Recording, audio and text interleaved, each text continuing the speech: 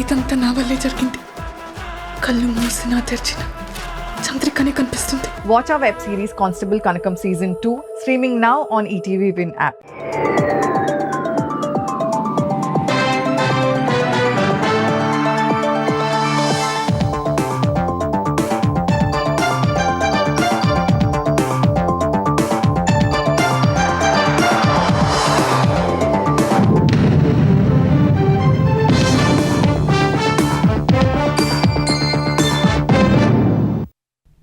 నమస్కారం, ఈటీవీ న్యూస్కు స్వాగతం. ముఖ్యాంశాలు.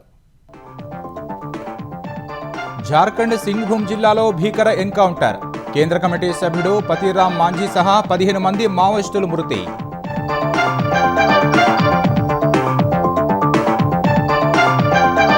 దావోస్లో తెలంగాణకు మరిన్ని పెట్టుబడులు. భారత ఫ్యూచర్ సిటీలో ఏఐ డేటా సెంటర్ ఏర్పాటు చేయనున్న యూపీసీ వోల్ట్ సంస్థ.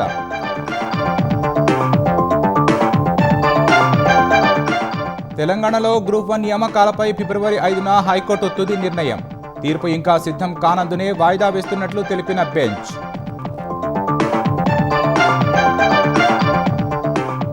ఎమ్మెల్యేలకు నో వర్క్ నో పే ప్రతిపాదనపై ఆందోళన అవసరం లేదన్న జగన్. అసెంబ్లీకి రాని వారికి రీకాల్ చేయాలన్న ప్రశ్నకు మౌనం.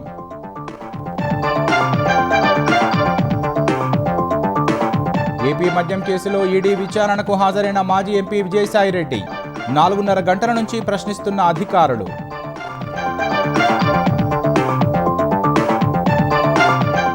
కర్ణాటక శాసనసభలో ప్రసంగించేందుకు గవర్నర్ విముఖత. 2 వ్యాఖ్యలు చదివి ముగింపు. తీవ్రంగా మండిపడిన సిద్ధరామయ్య. వెనజువేలాపై దాడికి రహస్య అస్త్రాన్ని వాడినట్లు ట్రంప్ వెల్లడి. ప్రపంచంలో ఎవరి వద్ద లేని సూపర్సోనిక్ ఆయుధమని ప్రకటన.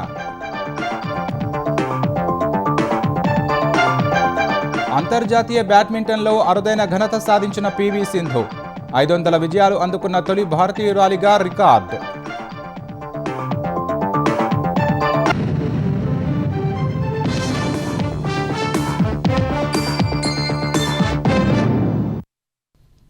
జార్ఖండ్లోని సింగ్భూమ్ జిల్లాలో జరిగిన ఎన్కౌంటర్లో మావోయిస్టు సెంట్రల్ కమిటీకి చెందిన సభ్యుడు పతిరామ్ మాంఝీ సహా 15 మంది మావోలు మృతి చెందారు. పతిరామ్ మాంఝీపై 6 రాష్ట్రాల్లో మొత్తం 5 కోట్ల రూపాయల రివార్డు ఉంది. భద్రతా బలగాలపై జరిగిన పలు దాడుల్లో అతడు కీలక పాత్ర పోషించాడు. ఇప్పటికే పలువురు అగ్రనాయకులను కోల్పోయిన మావోయిస్టు పార్టీ పతిరామ్ మాంఝీ మృతితో మరింత డీలా పడే అవకాశం ఉంది. జార్ఖండ్లోని సింగ్భూమ్ జిల్లాలో ఈ ఉదయం నుంచి భద్రతా బలగాలు మావోయిస్టుల మధ్య కాల్పులు జరుగుతున్నాయి.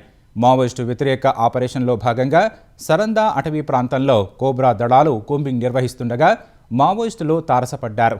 ఆయుధాలను అప్పగించి లొంగిపోవాలని కోరగా మావోలు కాల్పులు జరిపారు. ఫలితంగా భద్రతా బలగాలు మావోలపై భీకర కాల్పులతో విరుచుకుపడ్డారు. ఈ క్రమంలోనే పతిరామ్ మాంఝీ సహా 15 మంది మావోయిస్టులు మృతి చెందారు. ఆపరేషన్ ఇంకా కొనసాగుతుండటంతో మృతుల సంఖ్య మరింత పెరిగే అవకాశం ఉంది.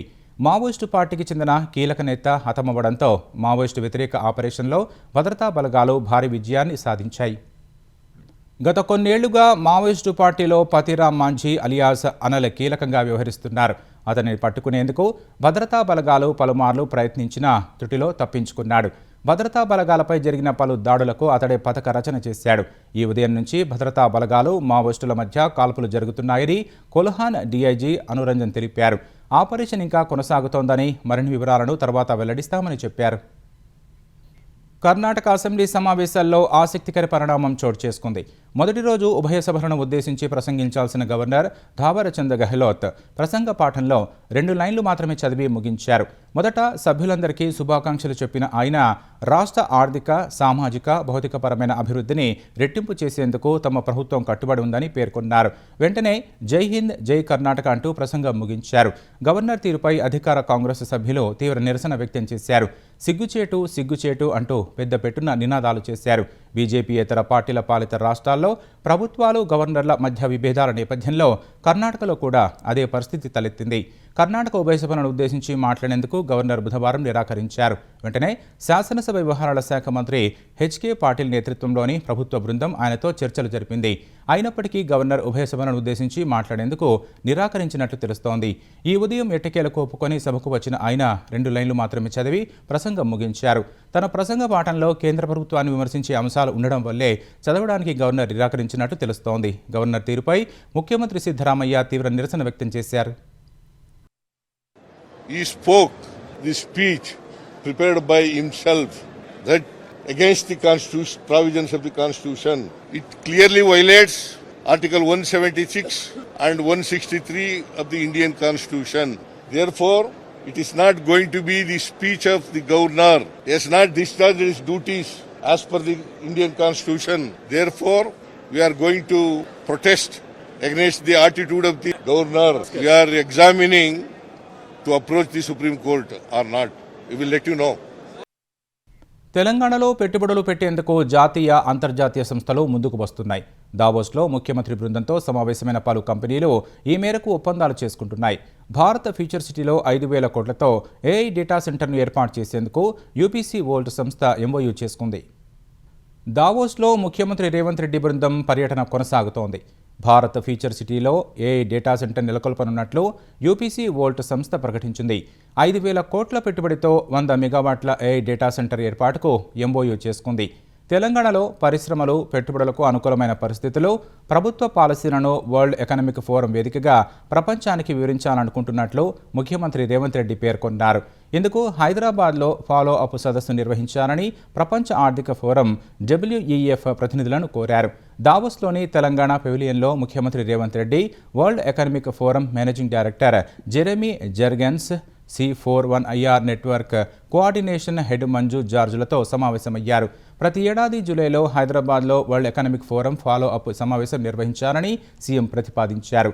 ఏటా జనవరిలో దావోస్ సదస్సులో జరిగిన చర్చలు, తీసుకున్న నిర్ణయాల పురోగతిని సమీక్షించుకునేందుకు ఫాలో అప్ సమావేశం ఉపయోగపడుతుందని సూచించారు. ఈ విషయంలో వివిధ దేశాల నుంచి ప్రతిపాదనలు వస్తున్నాయని, అతి త్వరలో నిర్ణయం తీసుకుంటామని WEF మేనేజింగ్ డైరెక్టర్ జెరెమీ జెర్గెన్స్ తెలిపారు. చైనాలో ప్రతి ఏడాది సమ్మర్ దావోస్ జరుగుతోందని, సౌదీ అరేబియా కూడా ఆసక్తి ప్రదర్శిస్తోందని చెప్పారు. తెలంగాణ రైజింగ్ 2047 విజన్ $3 ట్రిలియన్ ఆర్థిక వ్యవస్థగా తీర్చిదిద్దే రోడ్ మ్యాప్ లక్ష్యాలను WEF బృందానికి సీఎం వివరించారు. తెలంగాణ విజన్లోని విభిన్న కోణాలు పరస్పర సహకారానికి అవకాశం కల్పించేలా ఉన్నాయని జెరెమీ జెర్గెన్స్ ప్రశంసించారు. తెలంగాణ రైజింగ్ 2047 విజన్లో తాము భాగస్వామ్యం అవుతామని ఆయన చెప్పారు. హైదరాబాద్లో ప్రతిభావంతమైన మానవ వనరులున్నాయని జెరెమీ అభిప్రాయపడ్డారు. అడ్వాన్స్డ్ టెక్నాలజీ సెంటర్లో young India skills varsity, young India sports university ద్వారా ప్రభుత్వం చేపట్టిన నైపుణ్యాభివృద్ధి కార్యక్రమాలను సీఎం రేవంత్ రెడ్డి వివరించారు.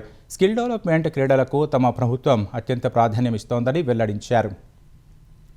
హైదరాబాద్లో జరిగిన బయో ఏషియా 2024 ప్రారంభించిన C4IR centre for the fourth industrial revolution పురోగతిపైన ఈ సందర్భంగా చర్చించారు. ఆరోగ్యం, లైఫ్ సైన్సెస్ రంగాలకు సంబంధించి వరల్డ్ ఎకనామిక్ ఫోరం భారత్తో ప్రారంభించిన తొలి థీమాటిక్ సెంటర్ అదేనని గుర్తు చేశారు. ఖరీఫ్ మార్కెటింగ్ సీజన్లో విజయవంతంగా ధాన్యం సేకరించామని తెలంగాణ పౌర సరఫరాల శాఖ మంత్రి ఉత్తమ్ కుమార్ రెడ్డి చెప్పారు. అత్యధిక పంట కొనుగోలు చేశామని ఆయన వివరించారు. హైదరాబాద్ బేగంపేటలో ధాన్యం సేకరణపై మంత్రి ఉత్తమ్ సమీక్ష నిర్వహించారు.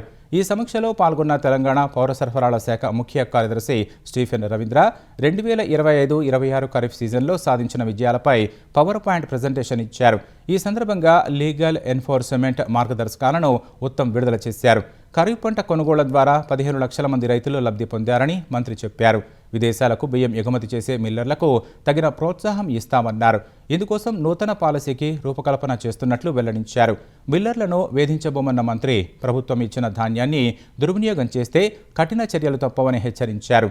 రేషన్ దుకాణాల ద్వారా 85% జనాభాకు బియ్యం అందిస్తున్నామన్న ఆయన దేశంలో ఏ రాష్ట్రం కూడా ఇలా చేస్తుందని తాను అనుకోవడం లేదని చెప్పారు. సంవత్సరానికి ఈ సన్నబియ్యం ఇవ్వడానికి 13,650 కోట్లు ఖర్చు చేస్తుంది. ప్రొక్యూర్మెంట్లో రికార్డు స్థాపించినాం. 85% జనాభాకి కడుపు నిండా అన్నం పెట్టే ప్రభుత్వం ఈ రోజు ఉన్న తెలంగాణలో మన ప్రభుత్వం చెప్పి మనం చేస్తున్నాం. అంటే ప్రతి పంటకి 19,000 కోట్లకి మనం రైతులకి నేరుగా వారి జేబుల్లోకి పైసలు ఇస్తుంటే, అంటే సంవత్సరానికి సుమారు 38,000 కోట్లు సివిల్ సప్లైస్ డిపార్ట్మెంట్ ద్వారా తెలంగాణ రాష్ట్రంలో 15-16 లక్షల రైతులకి ఇవ్వడం అంటే ఇది ఎంత గొప్ప కార్యక్రమమో. మరి దీంట్లో మీ అందరి పాత్రని మనస్ఫూర్తిగా అప్రిషియేట్ చేస్తున్నాను. ఇప్పుడు రైస్తో సహా అదర్ ఎసెన్షియల్ కమోడిటీస్ కూడా రేషన్లో ఇవ్వాలని మా ఫ్యూచర్ ప్లాన్లో ఉంది. రైతులకు పట్టణ ప్రజలకు ఉపయోగపడేలా ఉద్యాన వ్యవసాయ ప్రదర్శనలు ఏర్పాటు చేయాలని తెలంగాణ వ్యవసాయ శాఖ మంత్రి తుమ్మల నాగేశ్వరరావు ఆకాంక్షించారు. హైదరాబాద్ ఐమాక్స్ మైదానంలో జాతీయ ఉద్యాన వ్యవసాయ ప్రదర్శనను మంత్రి ప్రారంభించారు. గణతంత్ర దినోత్సవం సందర్భంగా 5 రోజుల పాటు ఈ నర్సరీ మేళా జరగనుంది. అక్కడ ఏర్పాటు చేసిన పలు స్టాళ్లను మంత్రి నాగేశ్వరరావు పరిశీలించారు. ఇటువంటి మేళాలు హైదరాబాద్లోనే కాకుండా జిల్లా కేంద్రాలతో సహా రైతాంగానికి, అదేవిధంగా పట్టణవాసులకు కూడా ఆర్నమెంట్లు పెట్టుకునే వాళ్ళు పట్టణవాసులు పెట్టుకుంటారు. పంటకు కావాల్సి వచ్చిన వాళ్ళు రైతాంగం తీసుకుంటుంది.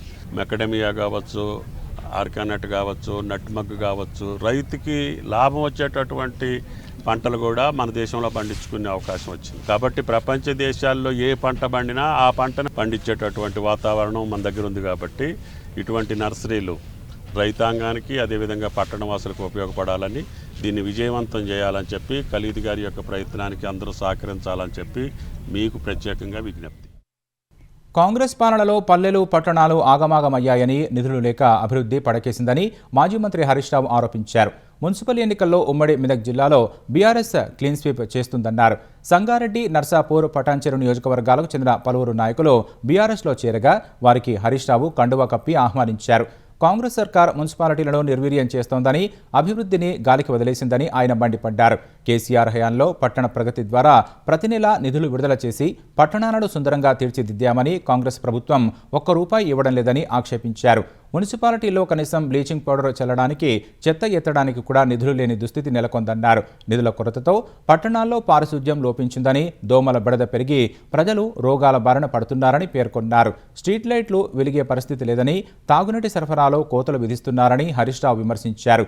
6 గ్యారంటీలను అమలు చేయడంలో ప్రభుత్వం పూర్తిగా చేతులెత్తేసిందని, మహిళలు, యువత, రైతులకు ఇచ్చిన హామీలు ఏమయ్యాయని ప్రజలు నిలదీస్తున్నట్లు చెప్పారు. కాంగ్రెస్ మోసపూరిత పాలనను ప్రజలు గమనిస్తున్నట్లు చెప్పిన హరీష్ రావు మున్సిపల్ ఎన్నికల్లో బీఆర్ఎస్ మెజారిటీ స్థానాలు కైవసం చేసుకుంటుందని విశ్వాసం వ్యక్తం చేశారు. ఆంధ్రప్రదేశ్ను ఆధ్యాత్మికతకు చిరునామాగా మారుస్తున్నామని ఏపీ దేవాదాయ శాఖ మంత్రి ఆనం రామనారాయణ రెడ్డి చెప్పారు. ఈ ఉదయం ఆయన తిరుమల శ్రీవారిని కుటుంబ సభ్యులతో కలిసి దర్శించుకున్నారు. ఏపీలో ఆలయాలన్నీ శోభాయమానంగా ఉన్నాయని వివరించారు. రథసప్తమి వేడుకలకు అన్ని ఏర్పాట్లు జరుగుతున్నాయని మంత్రి ఆనం తెలిపారు.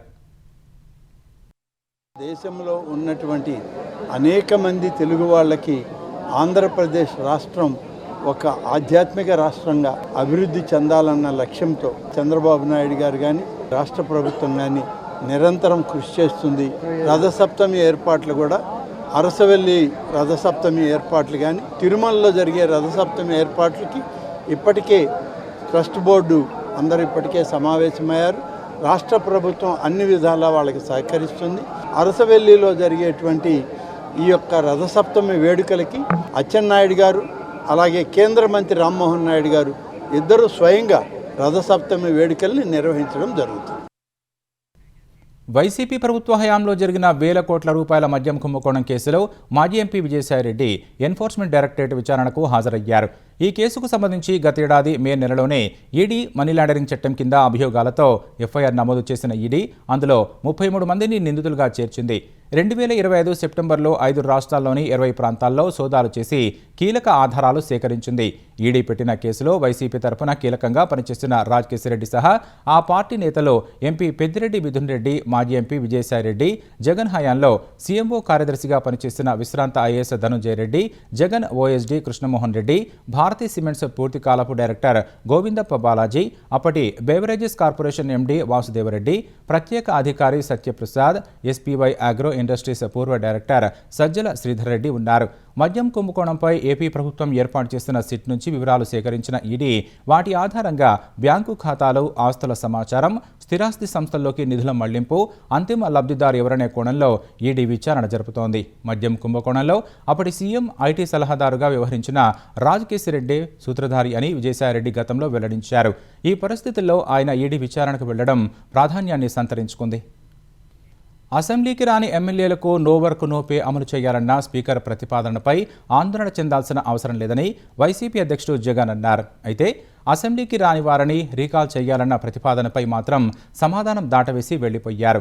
తాడేపల్లిలో మీడియా సమావేశం నిర్వహించిన జగన్ జాతీయ మీడియా ప్రతినిధుల ప్రశ్నలకు సూటిగా సమాధానం ఇవ్వలేదు. వైసీపీకి ప్రతిపక్ష హోదా ఇవ్వకుండా స్పీకర్ను ఎవరు ఆపుతున్నారని జగన్ ప్రశ్నించారు. The ruling government is talking about no work, no pay, which is a lot more serious thing, saying that we'll introduce it in Lok Sabha. Nobody is that poor to literally be wanting to pay on that. Don't worry about that. It's up to them. Recall.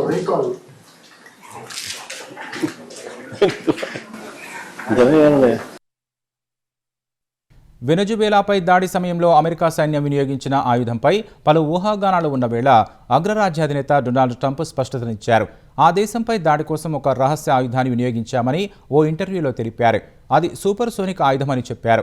ఆ శక్తివంతమైన ఆయుధం తమ వద్దే ఉందని, మరే దేశం వద్ద అలాంటి సాంకేతికత లేదని చెప్పారు. అయితే ఆయుధానికి సంబంధించిన వివరాలను ఆయన వెల్లడించలేదు. ఎవరికీ తెలియని ఆయుధాలు చాలానే తమ వద్ద ఉన్నట్లు వివరించారు. వాటిపై ఎక్కువ మాట్లాడకపోవడమే మంచిదని ట్రంప్ వ్యాఖ్యానించారు. అమెరికా వినియోగించిన శక్తివంతమైన ఆయుధం కారణంగా ముక్కు నుంచి రక్తం కారడం మొదలైందని నికోలస్ మదురోకు గార్డుగా వ్యవహరించిన అధికారి ఒకరు తెలిపారు. కొందరు రక్తపు వాంతులు చేసుకోగా మరికొందరు నేలపై పడిపోయారని చెప్పారు. ఆ అధికారి చెప్పిన వివరాల పత్రికల్లో రాగా శ్వేతసౌధం ప్రెస్ సెక్రటరీ కరోలిన్ లీవిట్ సామాజిక మాధ్యమాల్లో షేర్ చేశారు. ఫలితంగా అగ్రరాజ్యం వాడిన ఆయుధంపై ప్రపంచం దృష్టి నెలకొంది.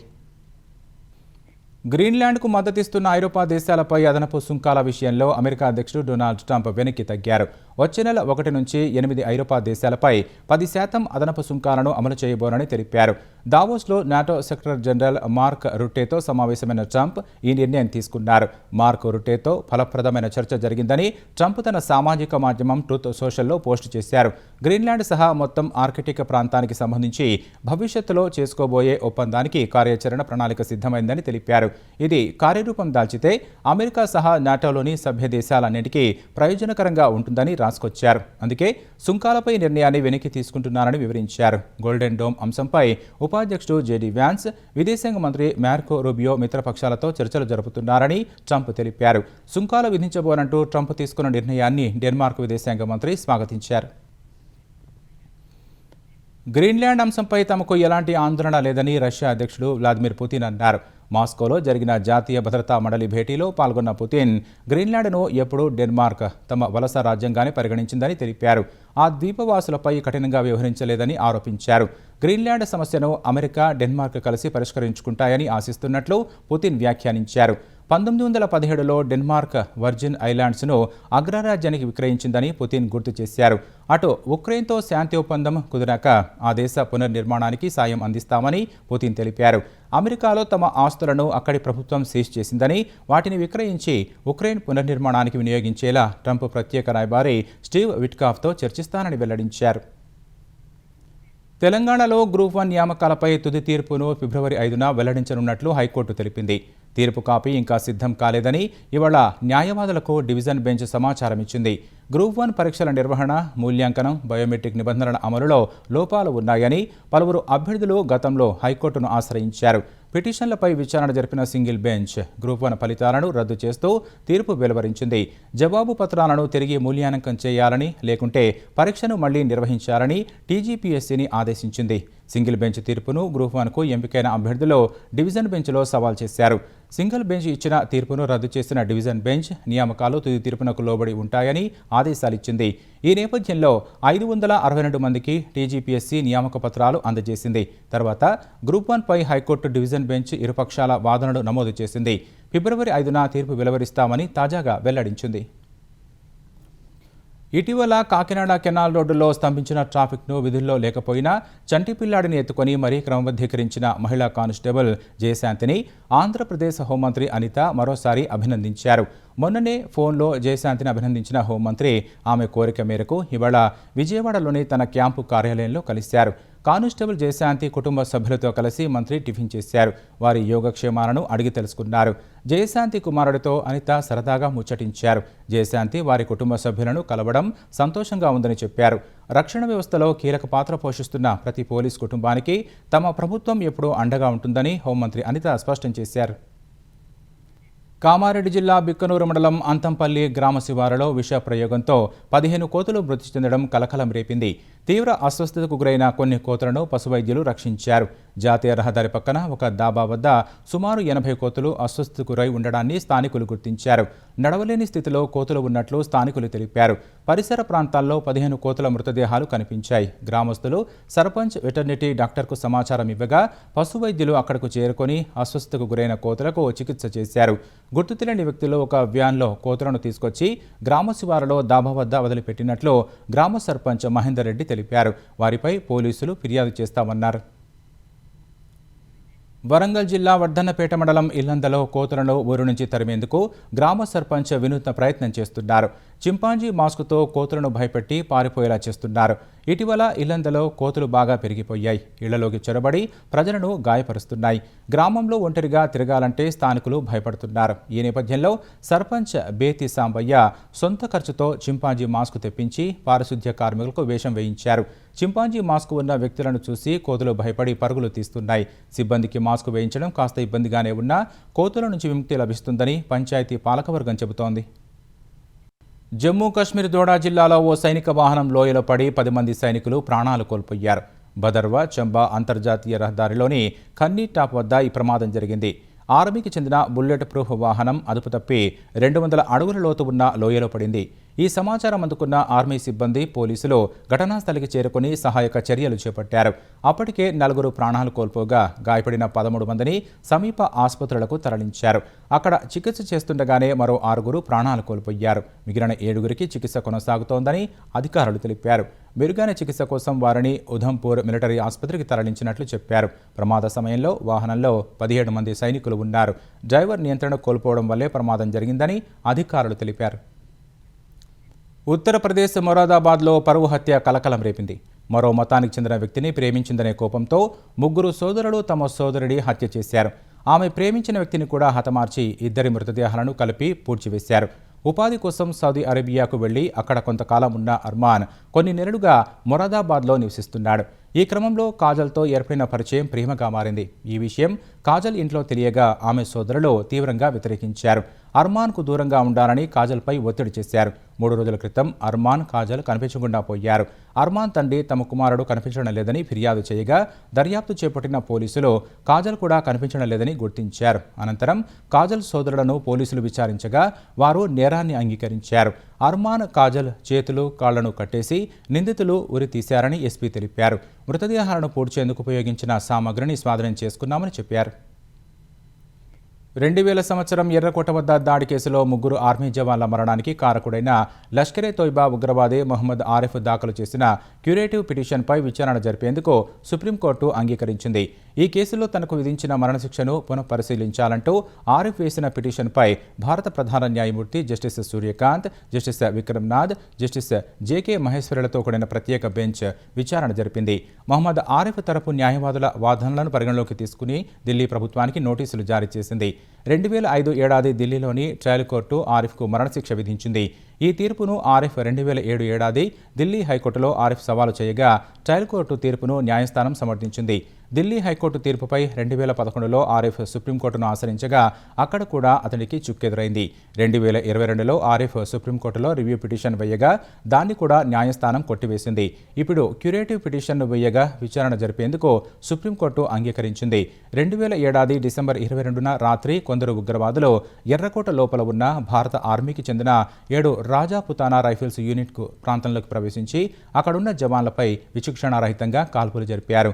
ఈ ఘటనలో 3 జవాన్లు ప్రాణాలు కోల్పోయారు. బీసీసీఐ క్రికెట్ జట్టును టీమిండియా అని పిలవకుండా ప్రసార భారతికి ఆదేశాలు ఇవ్వాలని దాఖలైన పిటిషన్ను సుప్రీంకోర్టు కొట్టివేసింది.